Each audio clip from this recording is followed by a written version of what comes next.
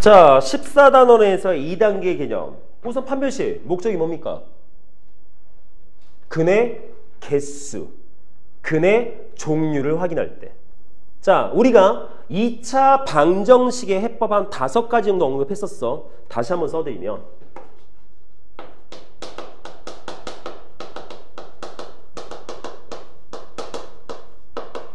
근데 보통은 꼭 2차 방정식에만 적용된 건 아니야. 다른 3차, 4차 방정식에도 적용시킬 수가 있어. 첫째, 자 여기서 말해 해법 뭐가 되겠어? 팁이죠, 팁. 어떤 문제에서 다음과 같은 조건이 나왔어. 그럼 나는 뭘 할까? 이런 팁들. 첫째, 근이 주어졌어. 근이 주어졌대. 자, 어떤 2차 방정식 근이 몇가 나왔다. 문자로 주어질 수도 있고 숫자로 주어질 수도 있어. 그럼 우리는 제일 먼저 뭐부터 해볼 수 있다? 대입 먼저 해볼 수 있을 거다. 대입 먼저 할 수 있을 것 같아. 그럼 해봤어. 그 의미가 생길 수도 있고 의미가 없을 수도 있어. 이건 문제 형태에 따라 좀 달라. 근데 거의 대부분 다 대입했을 때 의미가 생기는 문제는 그렇게 많지 않아. 그럼 두 번째, 쌤 넣어봤는데 의미가 없어요. 왜? 아니 뭐 넣었는데 나오는 식 가지고 갖다 쓸 거리도 없고요. 아니면 근이는 미지수고 뭐 방정식에도 미지수가 있어서 대입했더니 식이 더 복잡해져요 막. 그러면 얘를 따져보자.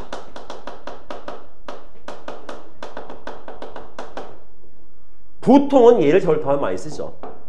일반적으로 대입했을 때 어떤 상황적 개념보다는 근과 계수의 관계적인 특성을 갖고 문제 푸는 게 훨씬 더 많긴 해.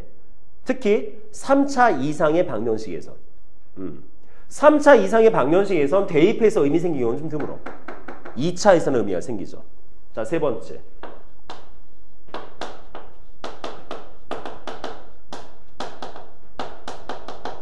자, 근의 개수 또는 종류. 쌤, 근의 개수 말이 안 되지 않나요? 어차피 2차 방정식은 무조건 다 근이 다 2개인데 의미상으로 우리가 보통 중학교 때부터 배웠던 내용 뭐야? 2개, 1개, 빵개였잖아. 이런 의미적인 개념. 종류 뭘 말하겠어? 실근이냐? 허근이냐? 그럼 뭐 기억나야 돼? 바로 판별식.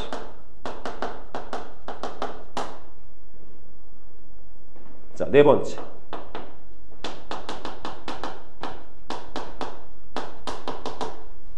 문제에서 주어진 2차 또는 3차 이상의 방정식의 개수에 대한 숫자 종류가 주어졌다 치자. 갑자기 생뚱맞게 자 2차 방정식의 개수가 A, B, C인데 자 A, B, C는 유리수래. 갑자기 생뚱맞게 출제가 있어. 그러면 그걸 그냥 넘기시면 안 되죠.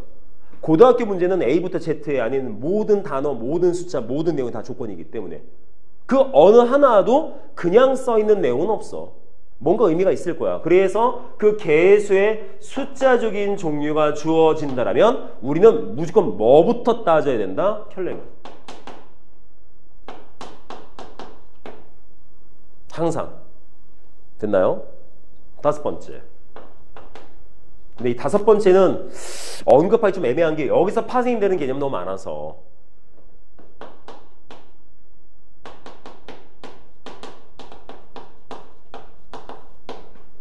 근에 대한 설명이 주어질 때가 있습니다. 첫째, 뭐 두 근의 비가 어쩌고 저쩌고 그러더라. 근이 둘 다 뭐 양수래더라. 두 근 사이에 뭐 있대더라. 이런 식의 설명이 주어질 때가 있어. 그러면 여기에서 나올 수 있는 내용은 이제 실제로는 여기에 관련된 게 가장 많이 시험에 출제되는 꼴이기 때문에 응용 범위도 상당히 많습니다. 그럼 보통 여기에 근에 대한 설명이면 어떤 개념의 형태의 풀이법이 제일 많냐면 첫째,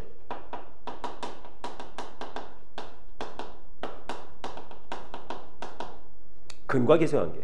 뭐 두 근의 차가 1이 되더래. 두 근의 비가 2대 3이야. 뭐 이런 식으로 줬을 때. 둘째,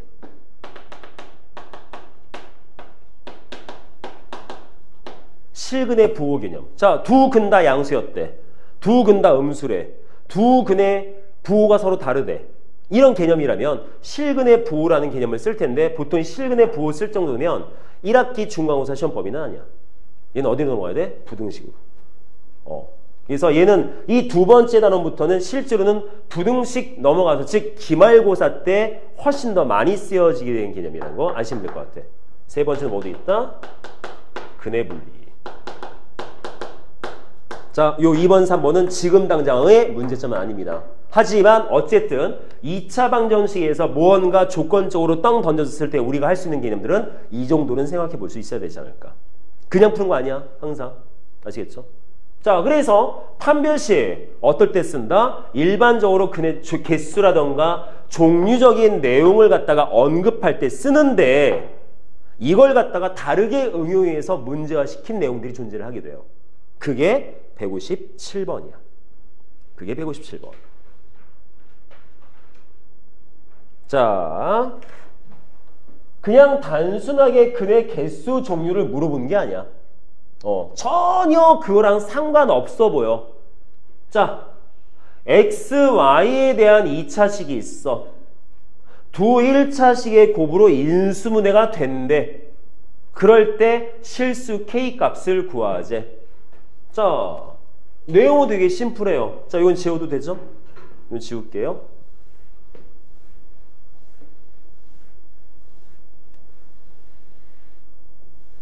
자, 주어진 저 식이 두 1차식의 곱으로 이렇게 인수분해가 된대. 그럼 딱 보면 쌤 저거는 인수분해 문제인가요? 이렇게 생각이 들어. 인수분해 문제가 맞기는 해. 근데 그 인수분해를 하는 방법 자체가 우리가 보통 하는 인수분해의 방법과 좀 다르다는 거지. 자, 그럼 어떻게 하자? 인수분해를 하자. 자, 그러면 따져보죠. 인수분해 해법들 또 봐야 될 것 같아. 안타깝지만.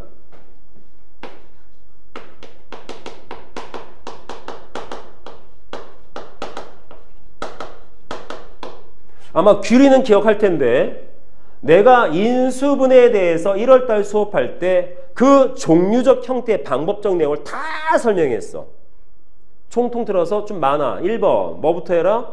자, 해법은 아니야. 일반적인 인수분해의 방법을 말하는 거야. 1번 공통인수 찾으세요. 2번 항의 개수 확인하세요. 왜? 항의 개수를 확인해야 인수분해 공식을 쓸 수 있는지 없는지를 알 수 있으니까. 됐죠? 여기까지가 일반적인 방법이야. 쌤, 공통인수도 없고요. 항개수 따져서 인수분해 공식 쓰려고 봤더니 인수분해 공식도 안 돼요. 자, 항의 개수 생각했을 때 인수분해 공식 쓸 수 있는 게 몇 개짜리가 있을까? 항 2개짜리, 항 3개짜리, 항 4개짜리, 항 6개짜리밖에 없어. 항 5개짜리는 공식 적용이 안 돼요. 이해되겠습니까? 자, 우리가 알고 있는 인수분해 공식도 쫙 봐봐. 보면 항 2개짜리 합차, 항 3개짜리 뭐 있을까? 뭐 완전제곱식, 뭐 두세곱, 두세합, 뭐 아니면 뭐 크로스 뭐 이딴 것들. 그쵸? 자, 4개짜리 뭐 있을까? 세제곱, 세제곱이 되는 거. 그쵸? 5개짜리는 없어. 6개짜리 뭐 있을까? 항 3개 완전제곱식. 뭐 이런 식이야. 이해돼요? 이걸 넘어가는 여기에 맞아 떨어지지 않는 항의 개수에 대한 인수분해 공식은 없어. 그래서 항 개수 봐, 항상. 그럼 끝났어. 그러면 내가 그 다음에 뭘 설명했으냐면, 자, 안 돼? 그럼 이제 4번째부터는 응용 방법이야. 자, 묶어봐. 몇 개씩 묶어서 묶음 안에서 공통인수를 찾아봐. 5번째. 약간 특수한 형태일 수도 있을 거야. 보기차식 아니면 대칭형꼴. 되겠습니까? 여기까지 응용 공식이야. 그 다음 넘어가서 8번째. 자, 뭐가 나온다? 이도 저도 다 안 돼? 그럼 어쩔 수 없다. 인수정리 한번 해보자. x에다가 뭔가 넣어서 0 되는 거 찾아서 조립제법 해봐. 되겠어? 선생님 이것도 안 돼요. 그럼 마지막 한 문자 정리해봐. 그래서 보통 한 9가지를 내가 설명을 했어. 9가지를. 근데 규리 수업 들 때 내가 뭔 말했냐면 이렇게 다 너저분하게 설명을 할지언정 나중에 실질적으로 시험 대비 들어가서 실전비 들어가면 이거를 압축시켜 버릴 거야 라고 말했어. 너무 많잖아. 너무 많아요. 그럼 뭐 하자? 자, 저 안에서 공통인수 찾고 인수분해 공식 쓰는 거는 이제 방법이 취급도 안 해요. 왜? 그런 문제 나오지도 않아. 내지도 않기 때문에. 그럼 우리 뭐 하자? 얘만 기억하면 돼. 되게 복잡하지? 그쵸? 그럼 첫 번째.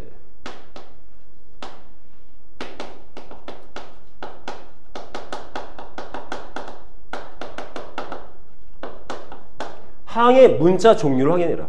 몇 개인지. 자, 문자 몇 개? 2개. 쌤, 3개요. 왜? K 아니야? K 문자, K 숫자예요. K 숫자입니다. 여기 문자 X하고 Y밖에 없어요. 두 종류야. 그치? 그러면 여기서 항의 문자 종류를 확인했을 때 첫째, 한 종류일 때,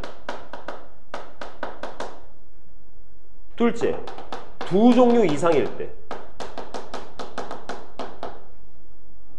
그러면 한 종류밖에 없어. X밖에 없어. X의 세제곱, X의 어쩌고 X밖에 없어.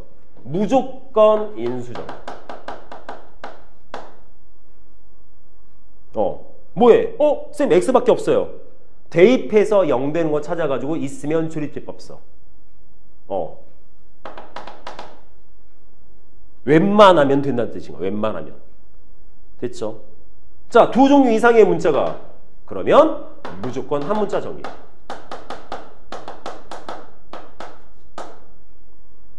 한 문자로 정리. 한 문자로 정리하면 우리가 알고 있는 일반적인 공식을 쓸 수 있게 돼. 되겠습니까? 자, 두 번째. 쌤, 안 돼요. 안 되는데 어떻게 해요? 그러면 특수 형태였을 거야.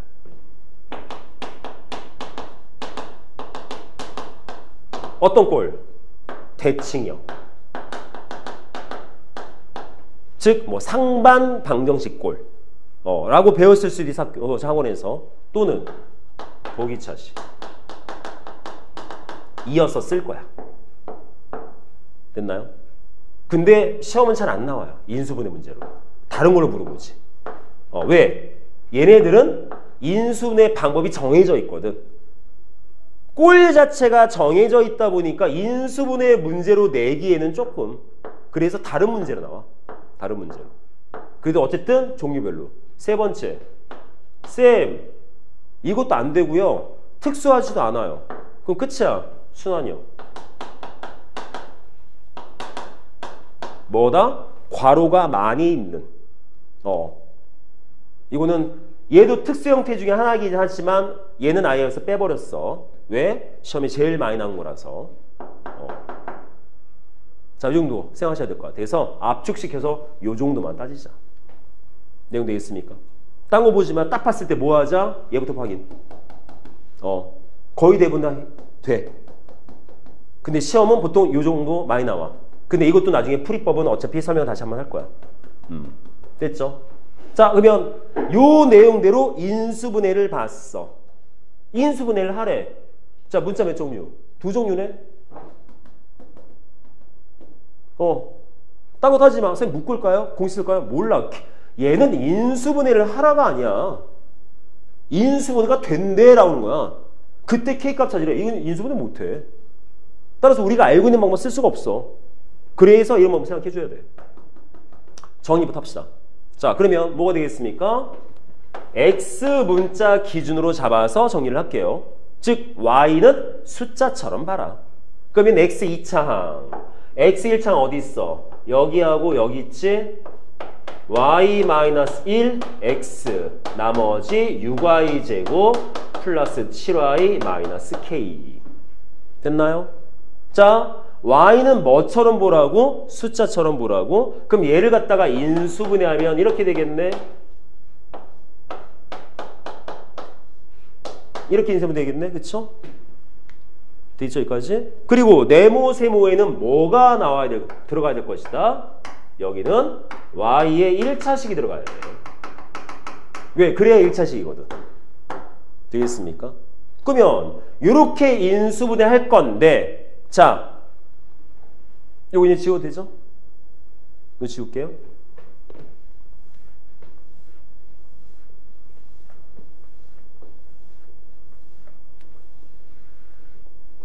잠깐 스테이.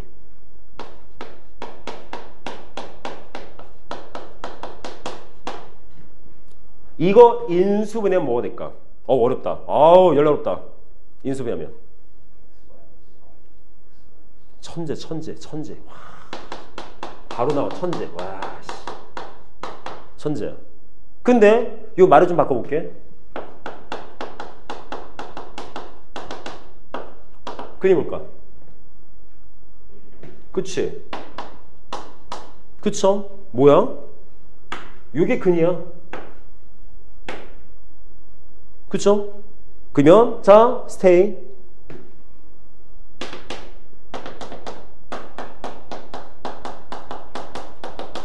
아이고. 얘의 인수분해는 어떻게 될까? 할 수 있어, 없어? 있을 것 같아, 없을 것 같아? 없을 것 같지? 그럼 다시 위로. 이거 근이 2라고 3이지. 근데 이거 인수분해하면 x 빼기 1, x 빼기 3이지. 다시 말해 뭐가 되겠어? 얘도 인수분해하면 이렇게 인수분해 됐었을 거야. 근데 이 네모하고 세모에 뭘 넣으면 돼? 근 넣으면 돼, 근. 근 넣으면 인수분해야. 이해돼요, 여기까지? 그럼 근을 구할 수 있잖아. 뭘로? 근의 공식. 그쵸? 근의 공식. x는 짝수네요. 그럼 a분의 마이너스 b 다시 풀마 루트 b 다시 제곱 마이너스 ac. 됩니까? 그럼 여기다 뭐 넣으면 되겠어? 요따가 2 플러스 루트 2 넣고 2 마이너스 루트 2 넣으면 돼. 그럼 인수분해 끝인 거야. 되겠습니까? 2차식은 인수분해가 안 되는 경우가 없어. 무조건 다 돼, 항상. 무조건 다. 이해돼요? 왜? 근만 찾으면 되니까. 되죠? 자, 이해되겠죠? 다시 갑시다. 인수분해하래. 그럼 뭐 넣으면 된다고? 근 넣으면 돼. 그럼 근을 어떻게 찾자고? 근의 공식. 그치? 이해돼요? 자, 근의 공식. 자, 요 개념 쭉 듣고 나면 나중에 공식으로 정리를 해버릴 거야. 근데 그냥 공식만 딱 외워서 문제를 풀면 응용을 할 수 없다 보니까 그 공식이 어떻게 나온 거지? 라는 과정을 지금 보여주는 거야. 그 중간에 이 개념을 쓴 거야. 요 개념을. 자, 2차 방정, 2차식은 인수분해가 안 되는 경우 없어요. 다 돼요, 무조건. 네모, 세모에 i 집어넣을 수도 있어. 알겠죠? 자, 그래서 근의 공식을 써봅시다. 그럼 써주면 2a분의 마이너스 b 다시 풀마 루트 b 다시 b의 제곱 빼기 4ac 길어 얼라 길어 마이너스 6i 제곱 플러스 7y 마이너스 k 됐죠? 그럼 넣으면 되지. 그렇죠? 근데 문제가 생겼어. 어떤 식이 들어가야 돼? 1차식. 1차식 들어가야 돼. 문제, 뭐가 문제일까? 얘가 문제야. 루트. 루트를 넣으면 이게 1차식이 돼요? 안 돼요. 문제에서 두 1차식의 곱으로 인수분해 돼야 된다고 했기 때문에 이 네모하고 세모에 이 y식을 집어넣을 건데 그 y식에 1차식 들어가야 돼. 그럼 루트 있으면 안 돼. 그럼 루트를 없애야 되겠지? 그럼 루트를 없애는 가장 좋은 방법은 뭘까? 자, 얘가 뭐 돼야 될까? 루트가 없어지면 제가 완전 제곱식이면 되는 거야. 얘가. 맞나요? 그러면 한번 정리 한번 해봅시다. y제곱 마이너스 2y 플러스 1 플러스 24y제곱 28y 플러스 4k야. 그래서 25y제곱 마이너스 30y 플러스 4k 플러스 1이야. 됐지? 여기까지. 숫자 더럽네. 왜 이렇게 커 숫자가? 숫자가 왜 이렇게 커요? 됐죠? 어쨌든 되겠습니까? 그런데 얘가 어떻게 된다고? 이렇게 완전 제곱식 인수분해 돼야 돼. 근데 이 내용은 벌써 우리 배웠어. 어떤 2차식이 있는데 완전 제곱식으로 인수분해 된다더라. 얘를 뭘로 해석해도 된다. 또 이 자체에다가 판별식 쓰셔도 되지. 맞습니까? 여기에서 또 판별식 쓰셔도 돼. 이 자체에서 요 식 자체가 뭐 돼야 돼? 그 판별식 0 나오면 되겠지. 맞나요? 그러면 뭐야? 절반의 제곱 15제곱 마이너스 AC 25 곱하기 4K 플러스 1 몇 돼야 된다고? 0 되면 돼. 되겠습니까? 그럼 K값 나오겠지. 돼요? 자, 그러면 이걸 갖다가 하나의 방법으로 압축을 시켜봅시다. 만약에 압축시키지 않고 문제 풀면 이 과정은 그대로 쫓아가야 돼. 쫙. 어느 세월에. 자, 여기 내용에서 결론을 보시면 어떤 결론이 나온다? 결론적으로 요 네모, 노란 네모 친식의 판별식이 0되면 되지. 결론은. 그렇죠? 저 노란 네모식의 판별식이 0되는 값이 이 문제에서 요구하는 K값인 거야. 맞나요? 그런데요. 근해 공식에서 이 루트 안에 들어있는 식이 뭐야? 이게 판별식이야. 그쵸? 근해 공식의 루트 안에 들어있는 C 자체가 판별식이야, 그게. 그래서 다음과 같은 157번 문제의 해법은 이와 같습니다. 어떤 문자 2개 이상에 대한 2차식이 있는데 저 식이 1차식의 곱으로 인수분해가 돼야 되는데 1단계 한 문자 정리하세요. 2단계 주어진 한 문자 정리된 식에 판별식이 0이 되면 됩니다. 판별식이 0 되면 주어진 저 문제의 K값이 구해지는 거죠. 라는 공식 아닌 공식이 만들어지는 거야. 형태가. 이해될까? 이렇게 접근해서 보시면 좋을 것 같아요. 시험에 잘 나와서. 근데 다행스럽게도 풀이법이 정해져 있어. 됐나요? 근데 이것도 마찬가지. 선생님 서술형은요? 저대로 쓰면 돼요. 알겠지? 자, 이렇게 보시면 되겠습니다. 자, 157번 이런 문제예요. 이해될까? 무슨 말인지?